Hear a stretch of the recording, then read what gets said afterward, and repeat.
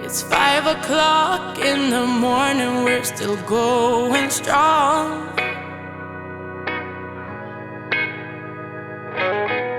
We'll be dancing in the rain, we don't mind the cold. Oh no. And we won't ask for your forgiveness if things go wrong. Cause we are a different kind, not the one you have in mind. No, we're made of gold. Gold, made of gold. I'm teaching Jenny Lee how to edit videos. It's perfect. I love it. Good. You're such a genius. That's right.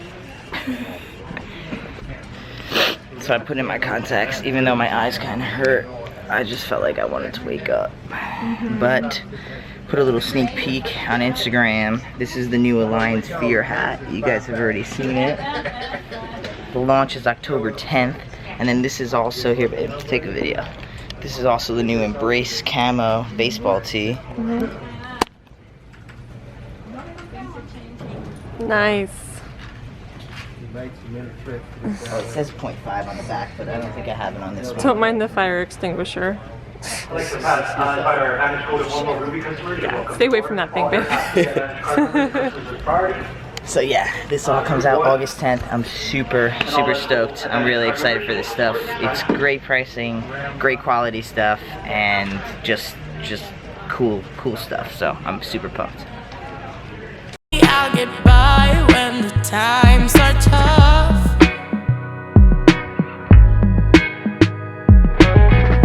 Papa told me I'm a star, but look, there's loads of them. Oh yeah. So we just got to the Hyatt Hotel in Dallas, and it's like almost as big as our house. I'm laying on the table, on the dining room table that they have here. It's awesome. It's actually really cool, guys, because last night we were looking at, here, I'll sit in another spot. There's so many chairs. I think I've sat in every single chair available so far. But last night we were looking at the Hyatt, genuinely relaxing. We were looking at the Hyatt online, and we were like, oh, I wonder what room we're gonna get. And we were like, oh, looking at all the different rooms. So I was like, you know what? Let's just pretend we're gonna get some like crazy cool freaking sunset room, right? Let's just pretend we're gonna get it. And we got it. I wasn't pretending. Yeah, Jane Lee said she wasn't pretending, but I was, you know, trying to manifest it. And so when we got it, they're like, oh, sunset suite. We were like, sweet. So it's really fucking cool. I'll show you guys around a little bit. How do you open the windows? You wanna open the windows for them? Let them see. Like a... So it's pretty cool because I've never had a place that had 2 bathrooms. So now me and Jane Lee have our own bathroom just because we're gonna be obnoxious like that since we can. But yeah, it's pretty badass. We have a little workstation, which is always my favorite. I love to have a little workstation. Wow. Got a couch with a TV. Got this beautiful view. Look at that bay window, beautiful freaking view. Then there was the table I was just laying on. And then when you walk through this door, the only other time, babe, you weren't even there for that. The only other time I've ever had a door in my hotel was for Men's Health. So this is the first time I've ever had, second time I've ever had a door in my hotel. So, and then this is the other one. So we just have like the other bathroom. The bathrooms are always pretty cool. And this lounger looks super sweet. And then here, babe, record me. I'm gonna go sit on that chair. And then we have our therapist chair that me and Jamie will do some thinking on. But yeah, so this is the sunset suite. So I'm assuming that the sun's there, so it's gonna set probably right over there. So it's pretty exciting. I'm excited to be here. I'm feeling really grateful and lucky, and it makes me just want to work on my speech a little bit more. You got this, baby. Yeah, I got this. I got this. Anybody wanna look, talk, and walk like somebody else? We were born into this lie, now we're gonna crack it wide open. We're made of gold, gold, made of gold, gold. We're made of gold. All right, say hi. Hey. Day 2, I'm gonna throw this out here. Day 2, and at the Rama conference, and I just wanted to share this quick little story. And the theme for this conference is authentic disruption. And so we were sitting and petting this really cute puppy, right? And it was pretty interesting because literally, like, I thought that these people were for our conference. Right. I thought they were coming to the Rama conference, and then they're like, oh, we're actually leaving a conference. Like, what's this conference? And I was like, oh, it's the Reaching Out MBA conference. It's for LGBT people, and, you know, it's recruitment and stuff like that. And they were like, oh, okay, you know, smiling. And then they were like, oh, well, like, what are you here for, right? And so I was like, oh, well, I'm the keynote. And they're like, oh, well, like, why are you the keynote, right? And I just kind of like blurted it out like I always do, and I was just like, oh, well, I'm the first transgender male on the cover of Men's Health magazine, and you know, it's like kind of, it's about authentic disruption and how sometimes just being yourself in the LGBT world is like super disruptive to those around you, and like what are the positives, what are the negatives, stuff like that. And so I get asked a lot, and Jamie knows this, like I get asked a lot, like, oh, how do you come out to people? You know what I mean? And I just do it. Like, I just come out to them. Like, I just say it. They're like, oh, what are you here for? I'm like, oh, I'm a transgender male, blah, blah, blah. And I don't even really, like, give them a second to fully process until I'm done talking, and then I walk away, I think, and then it kind of like, wait, what? You know what I mean? So, yeah. I just thought it was interesting, and Jane Lee was like, Talk about authentic disruption. yeah, exactly. I was like, yeah, well, that's true. We just disrupted their day, but hopefully in a positive way, because they were really nice, and you know, we were nice, and you know, so I think it was good, but it was just, you know, kind of ironic, and a lot of times, guys, I just come out. I don't even. You could tell it wasn't what they were expecting. Yeah, no. I mean, even though I said LGBT, that's not what they thought I was gonna say. So it's kind of cool, and just, you know, I used to be really scared. Okay, cool. I used to be really scared, but I'm not anymore, you know? Which is awesome. Yeah, all right, let's catch our ride. Oh, shout out to Deborah. She probably is not gonna watch this video, but shout out to her because she's an awesome driver for this hotel here. Made of gold, gold. We're burning all the bridges. So I just got in a workout and I got lost trying to find my room. I'm still a little bit lost, to be honest, but I found this little section of the hotel. It's just all this open space, and it has a beautiful skyline. It's just freaking gorgeous. And this is this huge, reminds me of Toronto, this thing. But yeah, kind of interesting, kind of funny.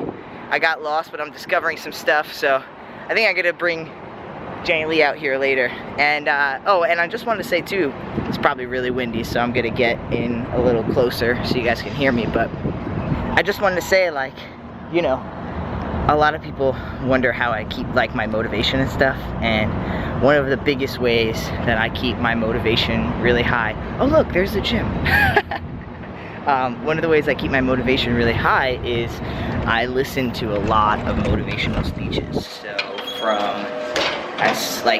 from Tony Robbins to Les Brown to Zig Ziglar, you know, I listen to anybody and everybody who wants to share their knowledge of their successes and just really great motivational techniques and stuff for you, you know? So I really try to keep my mind up, and I try to learn a lot, you know?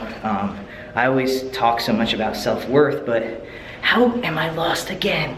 How am I lost again? This makes no freaking sense. How did I get here? So, yeah, like I was saying, I just always, you know, I teach and I really try to preach motivation and self-worth, and it's just because I'm constantly working on it, you know? Constantly working on it. So when I'm not feeling motivated, I try to get motivated, you know? All right. I don't know where the hell I am, guys. I gotta find out how to get out of here. I don't know how this happened. I literally had my key. It just dumped my entire bag out. But I had my key, and it's freaking gone. I don't understand. It was in my hand. I had it in my hand. What, like, I don't know what happened at that gym. I lost my mind, apparently. All right, I made it in. Security met me, and then I had to show my ID, and it took me like 15 minutes to find my ID. I even showed him like my bottle of tea to be like, my name is on here, you know? And then literally right before he's like, all right, you know what? Like, you're good, don't stress it. I lift this up, and there's my wallet right underneath. So, man, that was pretty funny and a little ridiculous, but I'm happy that I made it back in time and all good, so. All right, I'm gonna go over my speech and shower, and then I gotta eat. No matter what they say, tomorrow it's forgotten, but we'll pretend today.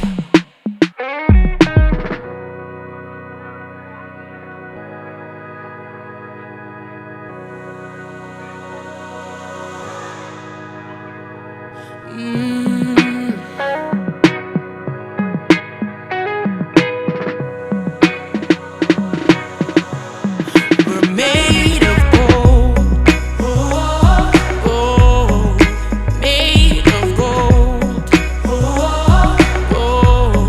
We're made of gold, gold. We're made of gold, gold, made of gold. 'Cause we are a different kind, not the one you have in mind. No, we're made of gold, gold, made of gold, gold. Mama told me I'll get by when. Hey, so I printed out my speech and just like had two sections that I wasn't quite sure of, so I'm just kind of finishing them up. And I have like not good handwriting, so I have to write everything in caps so that I can read it all. So my arm is like hurting because I'm not used to writing really. Like I type so much, but writing is rough. Wow. I mean, I bet you all thought I would come here and talk about the outsiders looking in, right? But I think that's the most obvious thing. It's almost too obvious to talk about. It was obvious to me that I was going to disrupt the community of readers of Men's Health magazine. I mean, I knew I was going to mindfuck a lot of people. And I really did. I mean, even in the director's note of the magazine I landed on the cover, it says, some people thought one of our contestants should be disqualified. I think I knew who they were talking about. I was even told about 3 separate meetings specifically on my entry in this contest. Talk about disruption. But what I wasn't sure would be disruptive was how my own community took this. Now, I'm not here to say I didn't get any support. I mean, I think 72,000 votes screams, we support you. But how would you feel if people in your own letter of our acronym thought you were actually doing harm to the community? Would you feel empowered, strong, confident? I mean, there was literally a hashtag made by another trans man that was hashtag Aydian Dowling sucks. That was hard. I mean, it was really hard. All I was doing was being myself, doing interview after interview, trying to put some kind of face to a name. And not to say that it should be the only face, but we see in North Carolina and 30 some other laws like it, we need more faces to the word transgender. Because right now, the only space being put next to the word transgender is a man dressed as a woman trying to lure little girls into the restroom. But do you know what that did to me? It broke me down. It did. I felt like I was almost doing a disservice to my own community. And that lasted a few weeks. I hadn't even gotten cover yet, but you know what else it did? It created a certainty within myself. I started to really, and I mean really, believe in myself. I woke up. I said, if I don't believe in myself, nobody else will. I stood behind my identity of being a man stronger than ever before, more than I ever knew I could believe. That's what it did to me. It created a certainty in myself.